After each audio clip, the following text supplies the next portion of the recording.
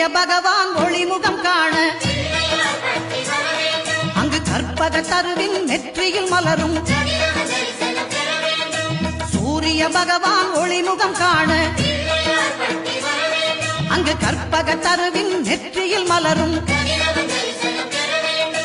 இருளை விலக்கி உலகை எழுப்பும் ஞாயிறு அங்கே குடியிருப்பான் அவன் ஆனை முகத்தனின் அடியவர் மனத்தில் ஒளியாய் வந்தே கொலுவிருப்பான்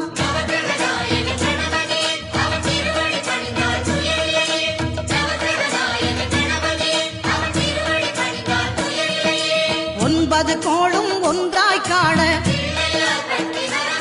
அங்கு கற்பகம் என்னும் கடவுளின் மெய்யில்